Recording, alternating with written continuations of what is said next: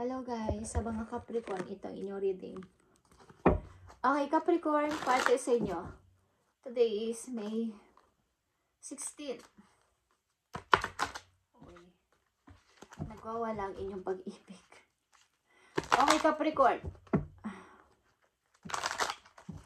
Tingnan natin ang inyong pag-ibig muna.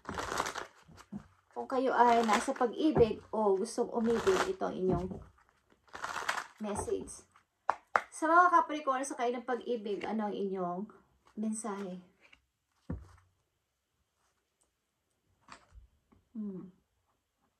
May kailangan ditong magpatawad o patawarin, guys, sa inyong pag-ibig. Bakit? Ano bang nangyari sa inyong pag-ibig?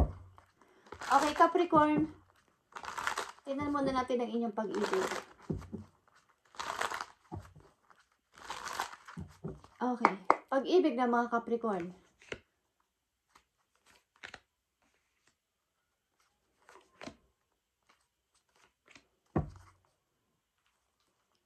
Yeah. Meron dito nagsisisi, guys, sapagkat may natapos o may tinapos. Okay? The death and the hope. The hope is the star. Ibig sabihin nito is, merong naguhugas ng kamay, meron din namang gustong maglinis o gustong i-fix ang natapos na relasyon. Capricorn, tingnan natin to, guys. Okay, sa inyong pag-ibig, tingnan natin. Andito ang action speak louder than words.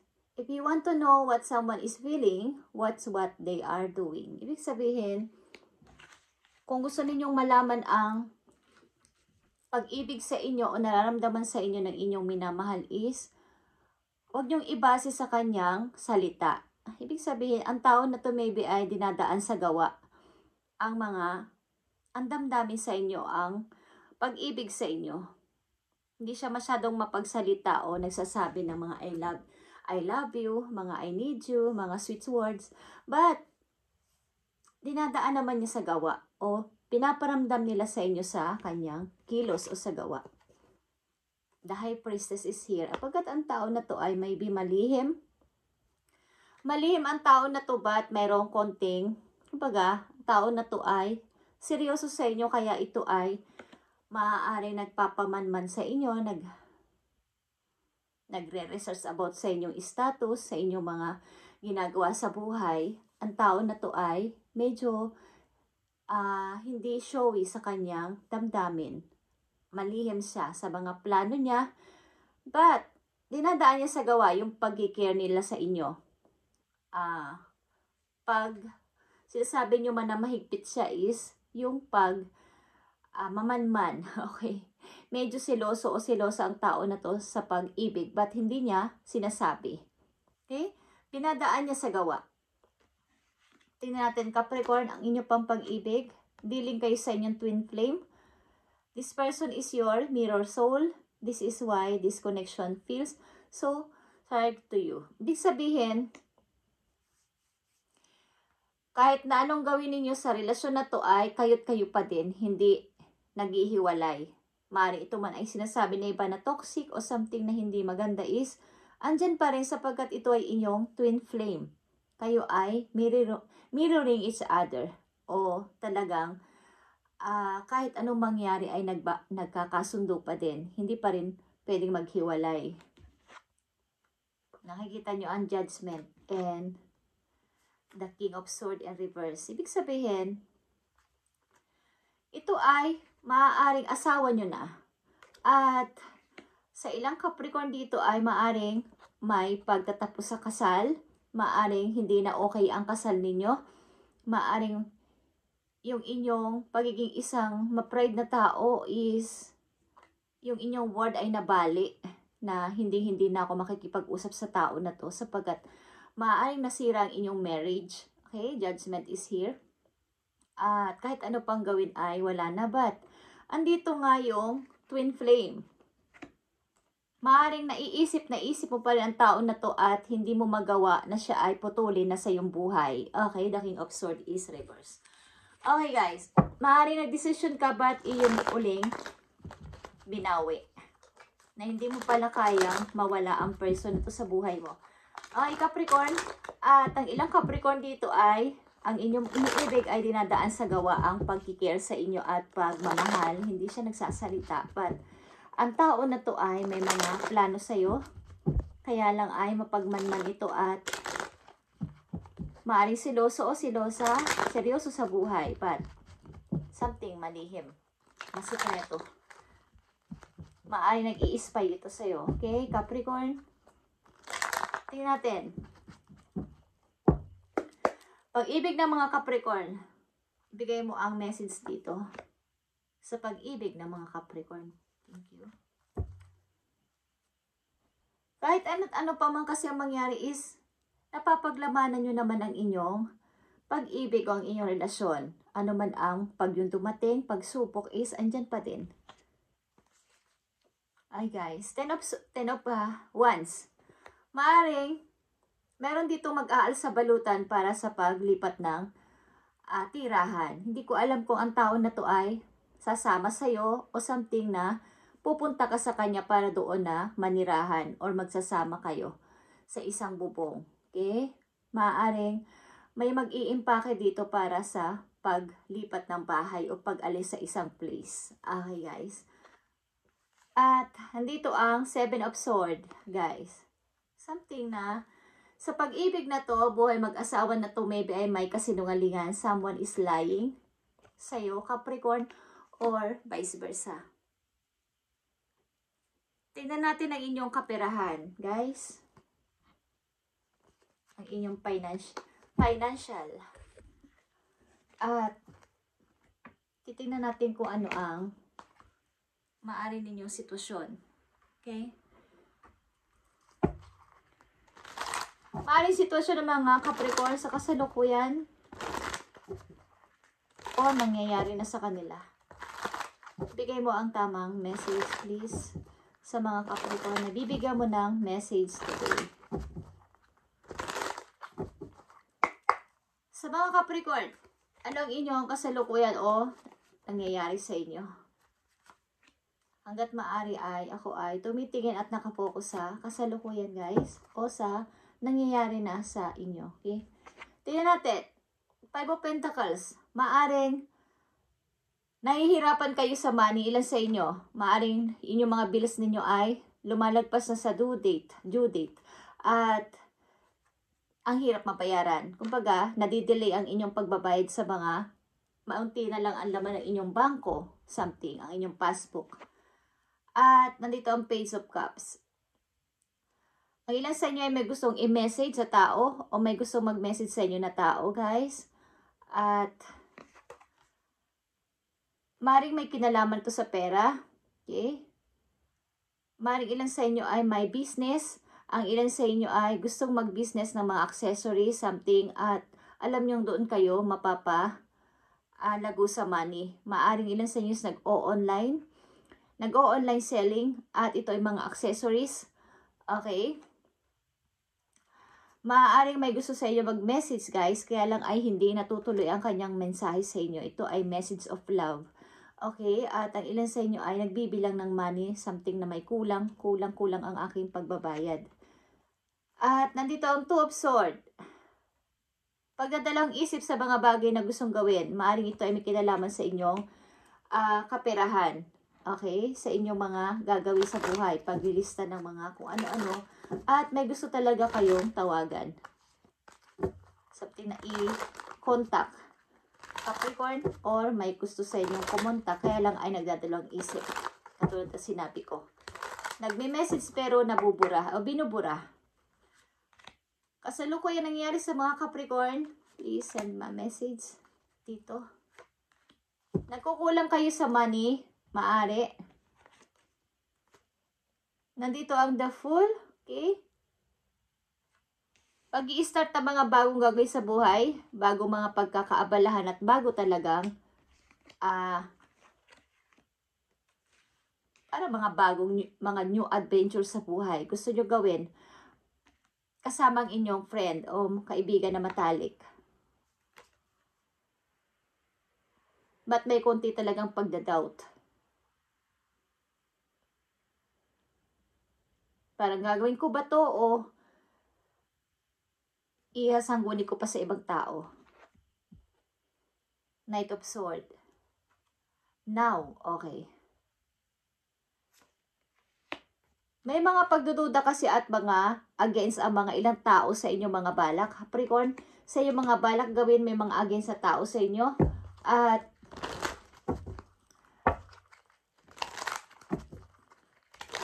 maaaring ko ito ay sa negosyo, guys. Maraming mga kompetensya sa negosyo sa ilang mga Capricorn dito. At ang hirap lang makipag-compete sa kanila.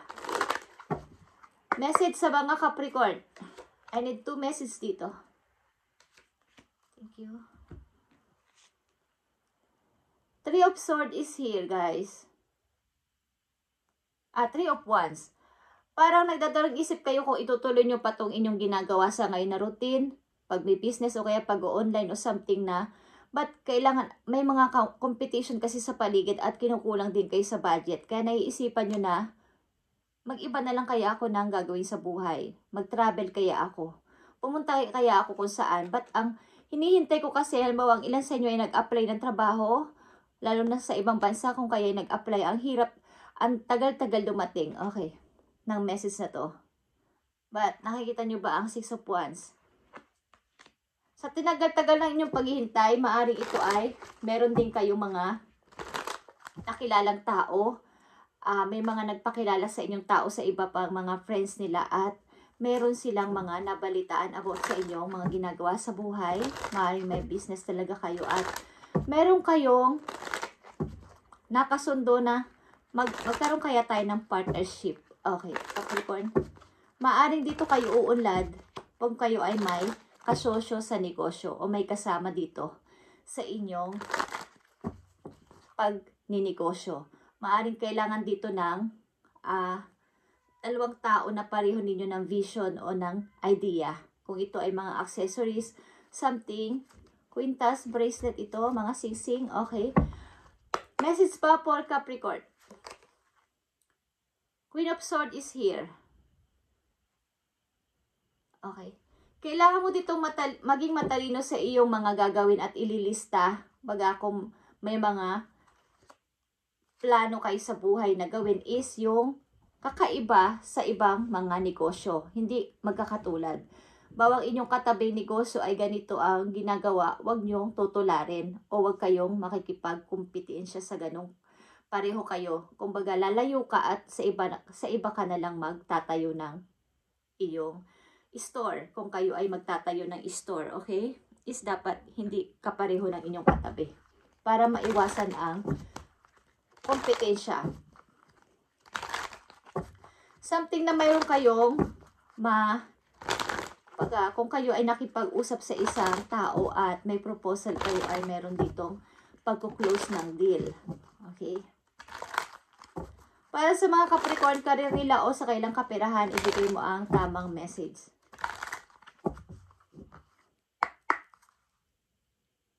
Ibigay mo ang tamang message sa mga Capricorn. Capricorn, andito ang angelic help. Galing ito sa inyong angel. Okay? A career or blessings is lining up for you. So, stay positive and trust. Ibig sabihin, ang career mo, ang inyong mga blessing ay nakalinya na o on the way na sa inyo. Kaya ang kailangan nyo lang gawin ay mag-trust at positive lang ang pag-iisip. Katulad dito sa mga sinabi ko sa umpisa pa lang, yung pagdadalawang isip sa mga bagay na inyong ginagawa. Ang ilan sa inyo ay nagja-jungle.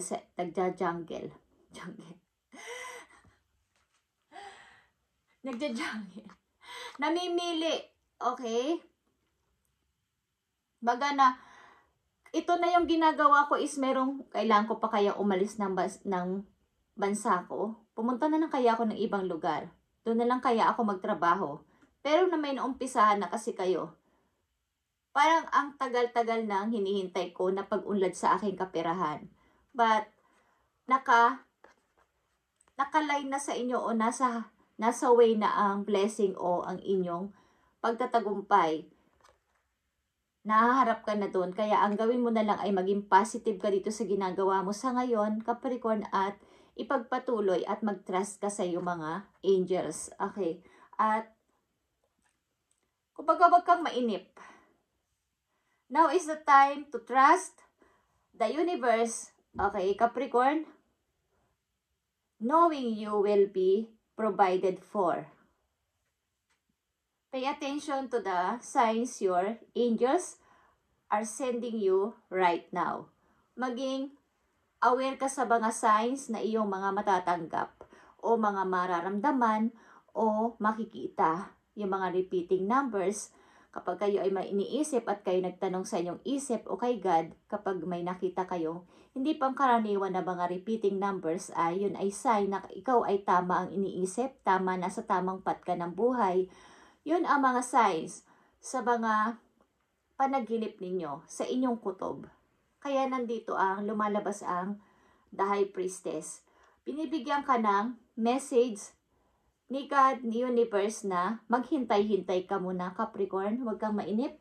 Kailangan mo lang dito ay positibo at kumbaga huwag kang mag-overspeed din sa iyong mga gastusin na yun lang naman ang kinikita ninyo ay nag-o-over ka ng pagbili. Gagalit na naman yung pusa. Nag-aaway sila, naglalaro sila ng anak ko. Kumbaga yung inyong gastusin ay mas marami pa sa inyong income. Okay, kaya pakiramdaman ninyo ang inyong yung paglabas ng inyong money. Kung hindi nararapat bilhin, huwag nang bilhin muna at isang tabi muna ito at saka na lang kapag meron na akong malaking pera o ipon. Kung hindi ko naman kailangan at hindi naman gagamitin, bakit ko bibilihin kung hindi naman kailangan? Okay? So, nasa way na yung inyong blessing. Kaya kayo ay, ang gawin nyo na lang ay positibo sa inyong present na ginagawa. At mag-trust kay Universe sa kanyang ibibigay sa inyong biyaya. Okay, Capricorn?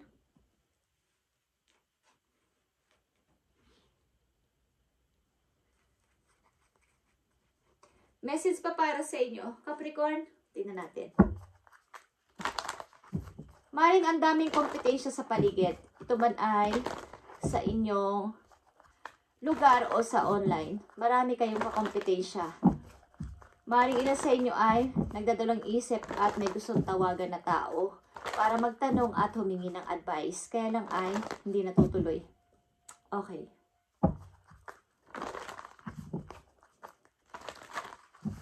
Kumbaga, ang daming delays. Yung mga bayarin nyo parang na umaabot na yung due date, hindi nyo pa nababayaran because kulang. So, pakiramdaman ninyo ang kumbaga yung kung ano lang yung income ninyo, yun lang dapat ang bilhin. Okay? Yung mga hindi na kailangan is wag na munang pag-aksayahan ng pera. Capricorn, tingnan pa natin ang message for you. Overcoming obstacle is here. You can overcome anything. So, na-overcome mo naman ang mga pasanin mo sa buhay at mga problema, Capricorn, ano man ang mangyari. At, nandito itong guys, answering the call, dito ay may gusto kayong tawagan o may gusto sa inyong tumawag o mag-message, kaya inyong sagutin. Okay. Maaaring, the time is now to answer. Okay. Kasi, ang pagtawag ng tao na to ay magdudulot sa inyo ng blessing o kaya ay ng paparating na magandang opportunity, Capricorn. Kaya wag na wag nyong pahihindian ang mga palagi ninyong ini-ignore ang isang bagay, ang isang tawag o ang isang message. Maaaring ito ay opportunity o something na makapagpapabago ng inyong buhay. Sapagkat lahat ng paparating sa inyo ay positive dapat ang inyong iniisip sapagkat nakalinya na ang mga blessing na to para sa inyo, Capricorn. Maghintay ka lang at darating na to sa iyo at pay attention to the signs your angels are sending you right now. Kaya, answering the call, the time is now. Okay. Thank you Capricorn at ito inyong message ngayong May 16, 2025 at lahat ng ito ay ma-overcome nyo naman. Kumbaga, may mga konti-konti lang kayong problema sa money sapagkat may mga nabibili kayo o may nagagastos na hindi naman dapat na pagkagastusan. Kaya nagkakaroon ng meron din dito mga kompetensya sa negosyo at mga ginagawa ninyo. Kung ito ang nakapagpapadulot sa inyo ng pag-overthinking is, kumbaga wag niyong pansinin. I-ignore niyo sila like the Queen of Swords. Huwag niyo silang pansinin at mag-focus ka sa iyong ginagawa. Pabayaan mo sila. Mag-isip ka ng sarili mong technique dito sa negosyo na to o sa iyong ginagawa na to. Ito man ay online or sa inyong paligid o sa inyong lugar. Okay? Thank you Capricorn at God bless sa inyo lahat guys at pagpalain kayo ni God sa inyong mga gagawin at paplanuhin. At answering the call, the time is now Capricorn.